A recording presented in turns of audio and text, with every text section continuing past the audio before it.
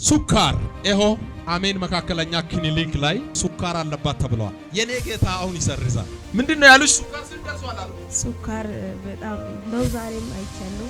እኔ ደግሞ መድኃኒት ግዢ ብሎ 15 ቀን ሆኖለታል። እኔ ጋር ያለውን አምላክ ላይ ያለው እንጂ የመድኃኒት ገንዘብ አላውቅም። ለኢየሱስ ነው ወጣ ማውጣት ያለብኝ ብዬ ተወራጅቼ ነው የመጣሁት። ሐኪም ቤት ሄድኩኝ። እንደ ጉንፋን አሞኝ ሐኪም ቤት ሄድኩኝ። ሲሄድ ሱካር ሰንባቢች ምናምን አሉኝ።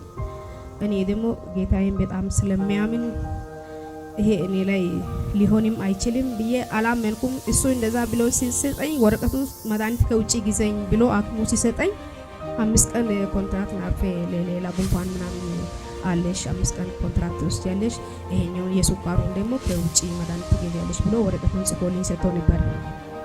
ከዛን ሲሰጥ እኔ ደግሞ በሱ ፊት ቆሜ ይሄ አዋጅ እኔ ላይ አይሰራም፣ ለአይምሮ ሊጠብቅ ለአንተን አይምሮ ለመጠበቅ ወረቀቱን ሊያዝ እንጂ ለኔ አይደለም፣ ይሄ አዋጅ አላምንም አልወስድም አልኩኝና ዝም ብዬ ወረቀቱን ተቀብዬ ይዤ መጣሁ። ይዤ ሲመጣ ልክ ወደዚህ ቤት መጣሁ። ወደዚህ ቤት ሰው ጠቁሞኝ ወይንም በራሴ እንትን ብዬ አይደለም፣ አጋጣሚ ካፔላውን አየሁ፣ ቀጥ ብዬ ገባሁ። እኔ አምኜ እንደገባኝ ይሄ እዚህ ቤት ደግሞ በትልቅ ቸርችውን ትንሽ ቸርችውን ማንኛውን ነገር እግዚአብሔር ቃላት ነው የሚናገረው። ኃይሉን አያለው አራግፈው ቀብሬው ሄዳለሁ ብዬ ራሴን ተወራድጄ አሳምኜ ነው የመጣው። ሲመጣ እግዚአብሔር ደግሞ ሰማኝ፣ አላሳፈረኝም። አሜን። ሮብለት ሲናገር ታምኛለሽ ጌታ ባሪያው ታምኛለሽ አለሽ። አምናለሁ አልኩኝ። ከዛን ትመሰክሪያለሽ እሁድ መተሽ አለኝ። ሱካር ይሄ አሜን መካከለኛ ክሊኒክ ላይ ሱካር አለባት ተብሏል። የኔ ጌታ አሁን ይሰርዛል።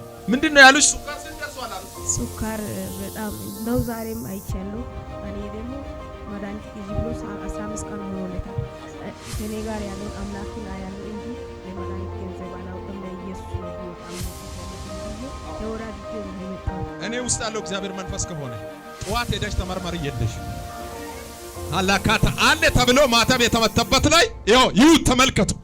ሱካር አለ ተብሎ ነው የታወጀባት። እንን ሱካር ሰርዣለሁ አለኝ። እስኪ ተሰርዟል በሏ።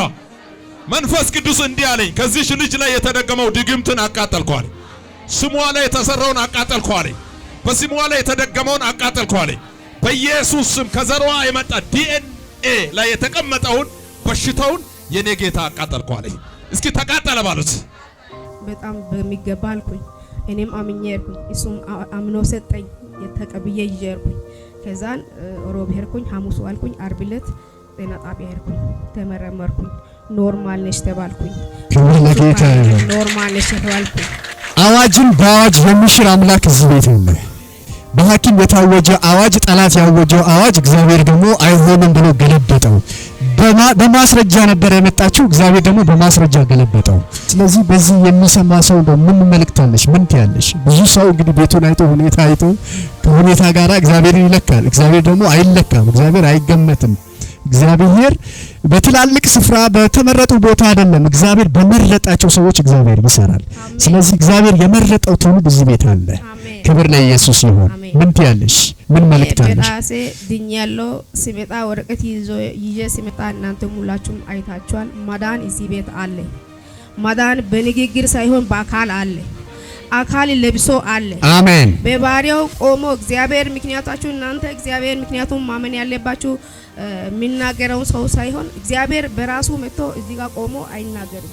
ባሪያውን ተጠቅሞ እናንተን ተጠቅሞ እኛን ተጠቅሞ ነው የሚናገረው። አምናችሁ የተቀበላችሁ ሁሉ የመጣችሁ ሁሉም ኢመመን ቁስለን ይነካል ይዳስሰኛል ብሏችሁ የመጣችሁ ሁሉም እዚህ ቤት ሳትፈወሱ አትወጡም። አሜን። ምክንያቱ ይሄ ለኔ ሲሰጡኝ መድኃኒቱ ሲሰጡኝ መርፌውን ያዘዘኝ ሰውየው በጣም አስፈራርቶኝ በጣም ኦቨር ነው ምናምን ስል እኔ እንግዲህ እግዚአብሔር የሚያውቀው እግዚአብሔር ነው። ይሄን አዋጅ አላምንም አልቀበልም ያልኩኝ እንደ እምነቴ በባሪያው ግር ስር እግዚአብሔር ቤት አራገፍኩኝ። ዳግም ለኢየሱስ ተራገፈ። ስለዚህ አምናችሁ ድናችሁ ሂዱ። አሜን። ያገኘኝ አምላክ እናንተን ያገኝ። አሜን።